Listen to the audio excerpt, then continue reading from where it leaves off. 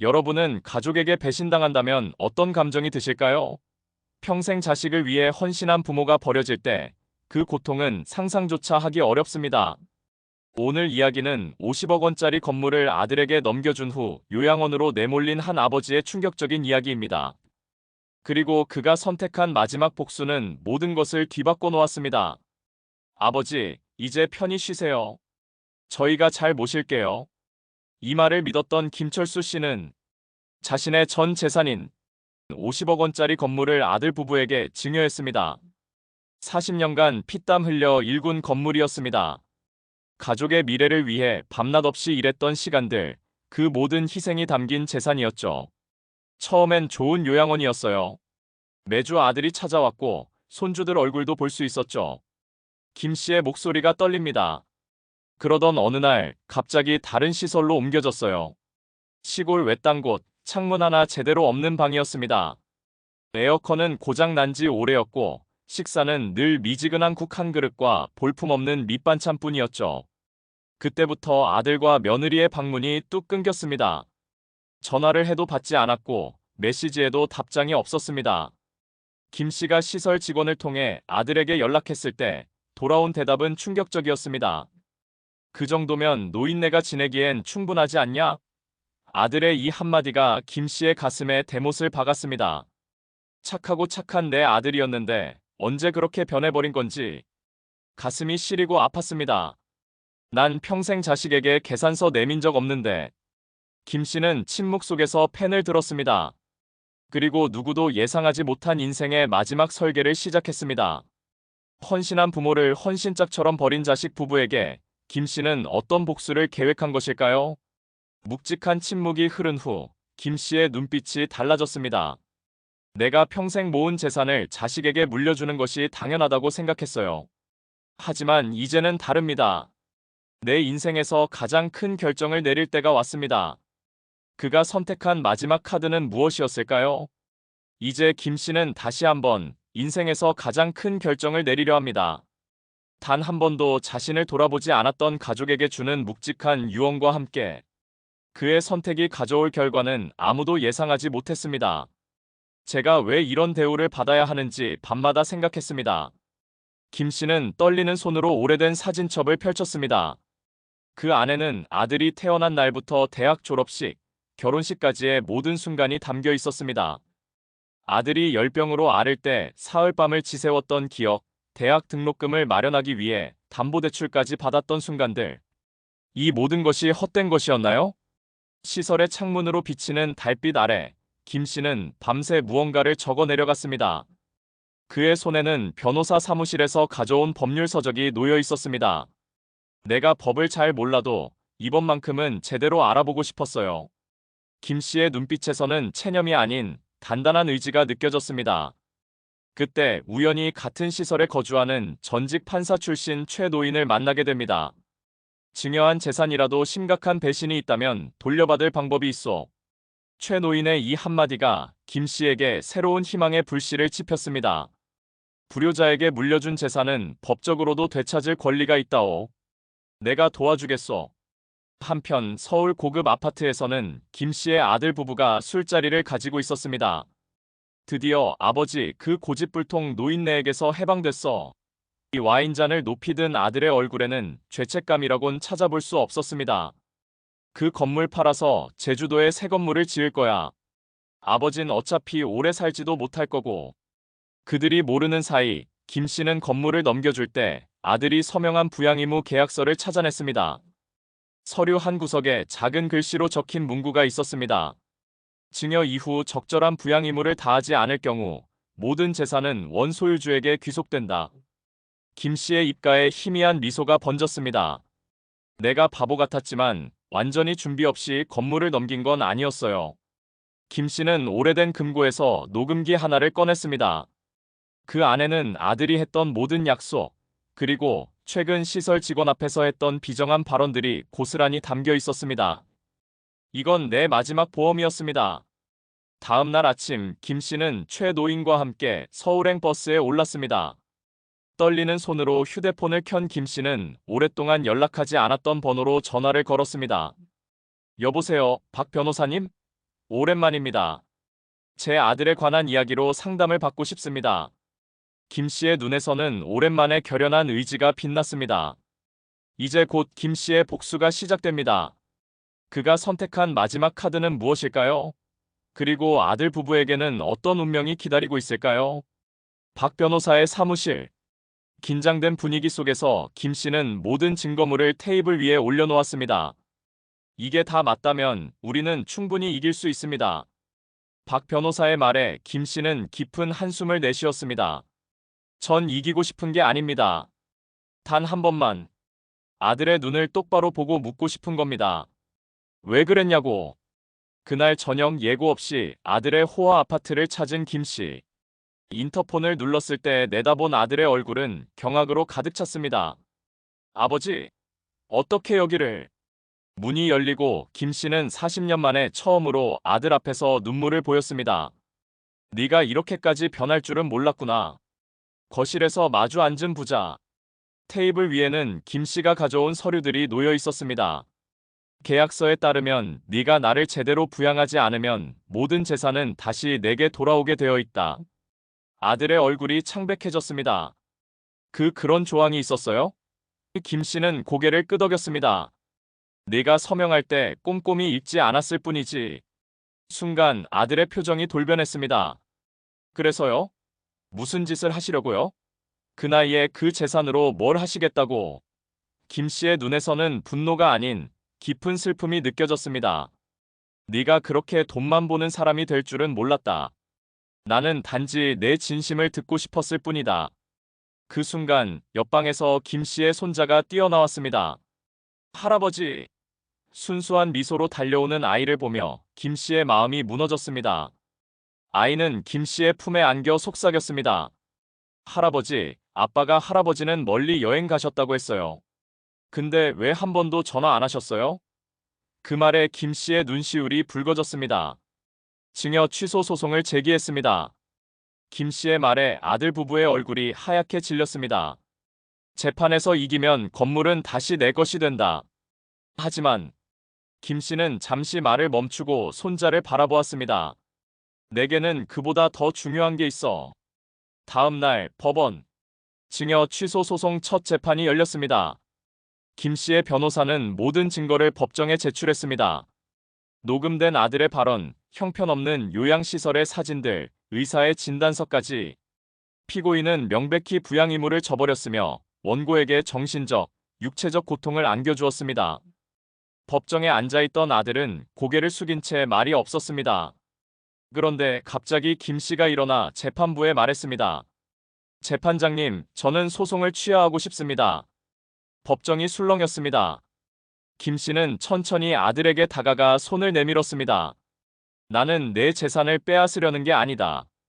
다만, 김 씨의 다음 말은 모든 사람들을 충격에 빠뜨렸습니다. 이 소송을 취하하는 대신 내 손자의 교육과 양육권을 나에게 넘겨주기를 원한다. 법정이 완전히 얼어붙었습니다. 나는 내게 돈을 달라는 게 아니다. 다만 내 손자만큼은 너처럼 돈에 눈이 멀지 않도록 내가 키우고 싶다. 아들의 얼굴이 분노로 일그러졌습니다. 무슨 말씀이세요? 제 아이를 빼앗으시겠다고요? 김 씨는 고개를 저었습니다. 빼앗는 게 아니다. 구하는 거지. 네가 나를 버렸듯 언젠가는 내 아들도 버릴 테니까. 그 말에 법정은 침묵에 빠졌고 아들의 눈에서 처음으로 동요의 기색이 보였습니다. 재판장은 잠시 휴정을 선언했습니다. 복도에서 김 씨는 오랜 친구인 박 변호사에게 물었습니다. 내가 너무 가혹한가? 박 변호사는 김 씨의 어깨를 토닥였습니다. 아니요, 선생님. 오히려 너무 관대하세요. 법적으로는 건물을 모두 되찾을 수 있는데도 손자의 양육권만 요구하시니. 그때 복도 끝에서 아들이 다가왔습니다. 그의 눈은 붉게 충혈되어 있었습니다. 아버지. 그의 목소리는 떨렸습니다. 정말 재산은 안 가져가시는 겁니까? 김 씨의 눈에서 비통함이 느껴졌습니다. 끝까지 돈만 보는구나. 내가 정말 원하는 건 내 마음을 되돌리는 거였는데. 그날 밤 김 씨는 허름한 여관방에 누워 천장을 바라보았습니다. 젊은 시절 아들을 업고 놀아주던 기억, 학교 운동회에서 함께 달렸던 기억, 대학 합격 소식에 함께 울었던 기억. 그 모든 추억이 주마등처럼 스쳐 지나갔습니다. 내가 어디서부터 잘못된 걸까?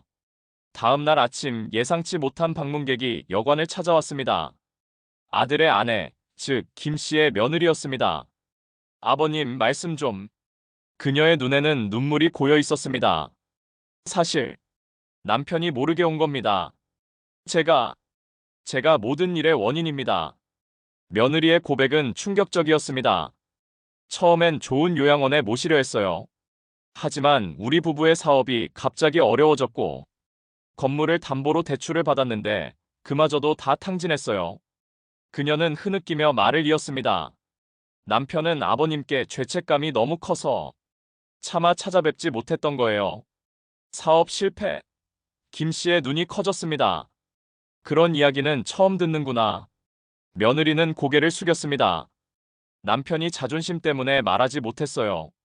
아버님께 받은 건물로 대출을 받아 크게 사업을 벌였는데 완전히 망했어요. 그래서 요양원비도 감당하기 어려워진 거예요. 김 씨의 마음에 의문이 생겼습니다. 정말 그런 걸까? 아니면 또 다른 속임수일까? 며느리는 가방에서 서류 뭉치를 꺼내 보여주었습니다. 사업 실패에 관한 모든 증거가 거기 있었습니다. 아들이 이걸 모르게 해달라더군요. 너무 자존심 상해할까봐. 김 씨는 깊은 생각에 잠겼습니다. 그가 믿었던 진실과 현실 사이의 간극, 그리고 아들의 선택 사이에서 그는 무엇을 믿어야 할지 혼란스러웠습니다. 그 순간 여관 문을 두드리는 소리가 들렸습니다. 문을 열자 아들이 서 있었습니다. 그의 손에는 무언가 들려 있었습니다. 아버지. 아들의 목소리는 떨렸습니다. 이거 어머니 유품이에요. 그가 내민 것은 오래된 일기장이었습니다. 어머니가 돌아가시기 전에 저에게 주신 거예요. 그런데 제가 끝까지 읽지 못했습니다. 김 씨는 조심스럽게 일기장을 받아들었습니다. 그리고 첫 페이지를 열었을 때 그의 손이 떨렸습니다. 우리 아들이 철이 들면 아버지의 희생을 알아주길. 아내의 마지막 글귀에 김 씨의 눈에서 눈물이 흘러내렸습니다. 아들 또한 고개를 숙이고 흐느끼기 시작했습니다. 아버지, 제가 정말 죄송합니다. 모든 걸 다 잃어도 괜찮으니 용서해 주세요. 이제 김 씨는 인생에서 가장 중요한 선택의 기로에 서 있습니다. 법적으로는 모든 것을 되찾을 수 있지만 그의 마음속에는 다른 생각이 피어나고 있었습니다. 일기장을 붙잡은 김 씨의 손이 떨렸습니다. 아내의 마지막 일기에는 그가 전혀 알지 못했던 비밀이 담겨 있었습니다. 우리 아들에게 아버지의 희생을 알려주고 싶었지만 내 병이 허락지 않는구나. 내 아버지는 네가 알지 못하는 큰 희생을 했단다. 그 아래로 이어진 글을 읽던 김 씨의 눈에서 뜨거운 눈물이 흘러내렸습니다. 무슨 희생이요? 아들이 떨리는 목소리로 물었습니다. 김 씨는 천천히 고개를 들어 아들을 바라보았습니다. 30년 전 아들이 교통사고로 큰 수술이 필요했을 때 김 씨는 자신의 건강을 걸고 신장 하나를 아들에게 주었던 것입니다. 그리고 그 사실을 아들에게 절대 알리지 말아달라고 아내에게 부탁했습니다. 난 네가 나를 원망하는 마음으로 살길 원치 않았다. 김 씨의 목소리는 담담했습니다. 네가 내 피와 살을 나눠 가졌다는 부담감에 평생 살길 바라지 않았어. 순간 아들의 얼굴이 창백해졌습니다. 그의 몸에 흐르는 피, 그를 살게 한 장기가 바로 지금 그가 버린 아버지의 것이었다는 사실이 폭풍처럼 그를 덮쳤습니다. 아, 아버지. 아들은 그 자리에 무릎을 꿇었습니다. 그의 어깨가 격렬하게 흔들렸습니다. 제가 어떻게 이럴 수가. 아들의 울음소리가 여관방을 가득 채웠습니다. 며느리도 충격에 넋을 잃은 채 벽에 기대어 섰습니다. 일어나거라. 김 씨는 아들의 어깨를 토닥였습니다. 난 네게 원망하러 온 게 아니다. 다만 우리가 피보다 진한 무언가로 이어져 있다는 걸 알려주고 싶었을 뿐이야. 김 씨의 눈에서는 더 이상 분노가 느껴지지 않았습니다. 그저 깊은 이해와 용서의 빛이 담겨 있었습니다. 그날 밤 아들은 아버지에게 모든 것을 고백했습니다. 사업 실패는 제 잘못이었습니다. 무리한 투자로 모든 것을 날렸어요. 그의 목소리는 떨렸습니다. 하지만 제일 큰 실패는 제가 아버지를 실망시킨 거예요. 제 자존심이 그걸 인정하지 못하게 했습니다. 김 씨는 묵묵히 아들의 이야기를 들었습니다. 그리고 마침내 입을 열었습니다. 세상에 실패하지 않는 사람은 없단다. 중요한 건 그 실패를 어떻게 받아들이느냐지. 김 씨의 얼굴에는 따뜻한 미소가 번졌습니다. 내 생애 가장 큰 성공은 큰 건물을 지은 게 아니라 바로 너를 키운 거란다. 다음 날 아침 김 씨와 아들은 함께 법원으로 향했습니다. 모두의 예상을 깨고 김 씨는 소송을 완전히 취하했습니다. 더 이상의 재판은 필요 없습니다. 우리 가족의 문제는 법정이 아닌 가슴으로 해결하겠습니다. 재판장은 놀란 표정으로 김 씨를 바라보았습니다. 법원 계단에서 김 씨와 아들 부부, 그리고 손자가 나란히 섰습니다. 아버지, 정말 저희를 용서하신 겁니까? 아들의 물음에 김 씨는 미소로 답했습니다. 용서는 남을 위한 것이 아니라 나 자신을 위한 거란다. 이제 내게 남은 시간, 원망과 복수로 채우고 싶지 않구나. 그날 저녁 아들 부부의 아파트에서는 오랜만에 가족 식사가 이루어졌습니다. 김 씨는 오랜만에 손주와 함께 웃으며 이야기를 나눴습니다. 식사 후 아들은 김 씨에게 작은 상자를 건넸습니다. 아버지, 이건... 상자 안에는 건물 등기권리증과 함께 새로운 계약서가 들어 있었습니다. 저희가 사업에 실패했지만 그래도 아버지께 이 정도는 해드려야 한다고 생각했습니다. 계약서에는 건물 수익의 절반을 김 씨의 노후를 위해 사용한다는 내용이 담겨 있었습니다. 그리고 매주 주말마다 손자를 데리고 김 씨를 방문한다는 약속도 포함되어 있었습니다. 돈보다 중요한 건 김 씨는 손주를 품에 안으며 말했습니다. 이렇게 가족으로 함께하는 시간이란다. 손자는 천진난만한 웃음으로 할아버지를 바라보았습니다. 할아버지, 이제 우리 집에서 같이 살아요. 하지만 그날 밤 김 씨는 갑자기 가슴에 심한 통증을 느꼈습니다. 오랜 스트레스와 한쪽 신장만으로 버텨온 세월이 그의 건강을 많이 약화시켰던 것입니다. 급히 병원으로 이송된 김 씨는 중환자실에 입원하게 되었습니다. 아버지가 위독하세요. 신장이 많이 약해져 있었네요. 의사의 말에 아들의 얼굴이 창백해졌습니다. 얼마나 위험한 상태인가요? 의사는 무거운 표정으로 고개를 저었습니다. 최선을 다하겠지만 각오하셔야 할 것 같습니다. 병실 앞 아들은 벽에 기대어 주저앉았습니다. 내가 아버지를 죽이는 건가? 자책과 후회가 그를 덮쳤습니다. 순간 그의 머릿속에 한 가지 생각이 스쳐 지나갔습니다. 그리고 곧장 의사를 찾아갔습니다. 제가 신장을 기증하고 싶습니다. 아들의 결심에 의사는 놀란 표정을 지었습니다. 아버지가 저에게 신장을 주셨다면 이제 제가 돌려드릴 차례입니다. 그의 눈에는 흔들림 없는 결연함이 담겨 있었습니다. 검사 결과 기적처럼 아들의 신장은 김 씨에게 이식 가능한 상태였습니다. 정말 특이한 케이스입니다. 부자간 이중 신장 이식은 의학 역사상 극히 드문 사례가 될 것 같네요. 의사의 말에 아들은 담담히 고개를 끄덕였습니다. 아버지께 진 빚을 갚을 기회를 주셔서 감사합니다. 수술 전날 밤 아들은 의식이 희미한 아버지의 손을 꼭 잡았습니다.